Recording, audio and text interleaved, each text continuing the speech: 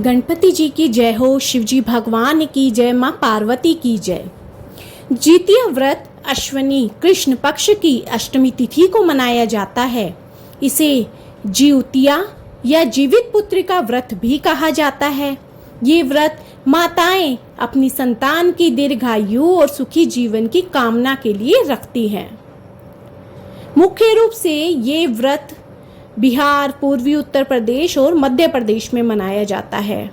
पंचांग के अनुसार इस साल जितिया व्रत का प्रारंभ 24 सितंबर की दोपहर 12:38 से हो रहा है और इसका समापन होगा 25 सितंबर को दोपहर 12:10 पर। जितिया तिथि दोनों दिन रहने की वजह से ही यह व्रत कहीं 24 सितंबर तो कहीं 25 सितंबर को मनाया जाएगा। पंचांग के अनुसार 24 सितंबर 2024 की शाम को पूजा का शुभ मुहूर्त रहेगा 4:43 से शाम 6:13 तक और 25 सितंबर को रहेगा सुबह 10:41 से दोपहर 12:12 तक। जितिया व्रत की पूजन विधि है। जितिया व्रत की शुरुआत नहाय खाए के साथ होती है। इस दिन महिलाएं सुबह स्नान कर एक समय भोजन करती हैं। इसके बाद अगले दिन निर्जला व्रत रखती है। शाम में जितिया की पूजा की जाती है और कथा सुनी जाती है। इसके बाद अगले दिन सूर्योदय के बाद व्रत का पारण किया जाता है।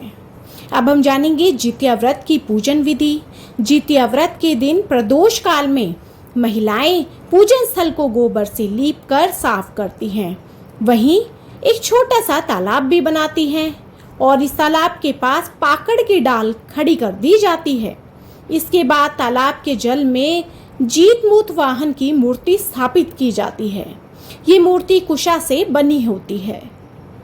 इसके बाद धूप, दीप, अक्षत, रोली, फल फूल आदि से विधि विधान पूजन किया जाता है। इस दिन महिलाएं मिट्टी और गाय के गोबर से चील और सियारिन की मूर्तियां भी जरूर बनाती हैं। इन मूर्तियों को टीका लगाने के बाद जीवित पुत्र का व्रत की कथा पढ़ी जाती है या फिर सुनी जाती है। अब हम करेंगे जितिया व्रत की कथा। गंधर्वों में एक राजकुमार थे जिनका नाम जीतमूत वाहन था। वे अत्यंत उदार और परोपकारी व्यक्ति थे। उन्हें बहुत कम समय में सत्ता प्राप्त हो गई, लेकिन उन्होंने उसे स्वीकार नहीं किया। उनका मन राजपाट में नहीं लगता था, इसलिए उन्होंने राज्य छोड़कर अपने पिता की सेवा के लिए वन में जाने का निर्णय लिया। वहीं उनका विवाह मल्यवती नाम की एक राजकन्या से हुआ। एक दिन जब जीतमूत वाहन वन में भ्रमण कर रहे थे तो उन्होंने एक वृद्ध महिला को विलाप करते हुए देखा। उसकी पीड़ा को देखकर वे अचंभित रह गए और उसके दुख का कारण पूछा। वृद्धा ने उत्तर दिया, मैं नागवंश की स्त्री हूँ और मेरा एकमात्र पुत्र है। पक्षीराज गरुड़ के सामने प्रतिदिन एक नाग का बलिदान देने की प्रतिज्ञा की गई है और आज मेरे पुत्र शंखचूड़ को बलि चढ़ाने का दिन है। यदि मेरा इकलौता पुत्र बलि चढ़ गया तो मैं किसके सहारे अपना जीवन व्यतीत करूंगी। अब जीतमूत वाहन ने जब यह बात सुनी तो उनका हृदय द्रवित हो गया। उन्होंने आश्वासन दिया कि वे उनके पुत्र की जान की रक्षा करेंगे। जीतमूत वाहन ने निर्णय लिया कि वे स्वयं को लाल वस्त्र में लपेटकर वैद्यशिला पर लेट जाएंगे। उन्होंने अंततः ऐसा ही किया। ठीक समय पर पक्षीराज गरुड़ भी वहां पहुंच गए और उन्होंने लाल कपड़े में लिपटे जीतमूत वाहन को अपने पंजे में पकड़कर पर्वत की चोटी पर ले जाकर के बैठा दिया। गरुड़ जी ने देखा कि उन्होंने जिनको अपने चंगुल में पकड़ा है उनकी आंखों में आंसू नहीं है और ना ही उनके मुंह से कोई आह निकल रही है। यह उनके लिए एक अनोखा अनुभव था। अंततः गरुड़ जी ने जीतमूत वाहन से उनका परिचय पूछा। पूछने पर जीतमूत वाहन ने उस वृद्धा महिला के साथ हुई अपनी सारी बातचीत साझा की। पक्षीराज गरुड़ इस बात से चकित रह गए। उन्हें विश्वास नहीं हो रहा था कि कोई व्यक्ति किसी की सहायता के लिए इतनी बड़ी कुर्बानी दे सकता है। गरुड़ जी ने इस साहस को देखकर अत्यंत प्रसन्नता व्यक्त की और जीत मूतवाहन को जीवन दान प्रदान किया। इसके साथ ही उन्होंने भविष्य में नागों की बलि न लेने का भी आश्वासन दिया। इस प्रकार एकमात्र संतान की रक्षा सुनिश्चित हुई। मान्यता है कि तभी से पुत्र की सुरक्षा के लिए जीत मूतवाहन की पूजा की जाने लगी।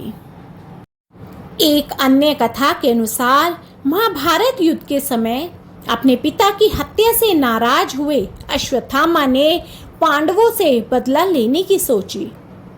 गुस्से में वह पांडवों के शिविर में घुस गए, जहां उस वक्त 5 लोग सो रहे थे। अश्वत्थामा को लगा कि यही 5 पांडव है और उन्होंने सोते हुए ही उन्हें मार डाला। लेकिन असल में वे 5 पांडव नहीं थे, बल्कि द्रौपदी के 5 संतानें थी। जब अर्जुन को ये बात पता चली तो उन्होंने अश्वत्थामा को बंदी बनाकर उनकी दिव्य मणि छीन ली।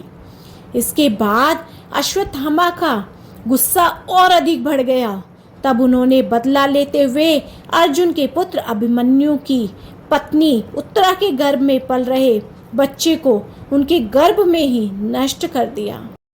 लेकिन भगवान श्री कृष्ण ने अपने पुण्य का फल उत्तरा की मृत संतान को देकर उसे फिर से जीवित कर दिया। इस तरह मरकर पुनः जीवित होने की वजह से इस बच्चे का नाम जीवित पुत्रिका रखा गया।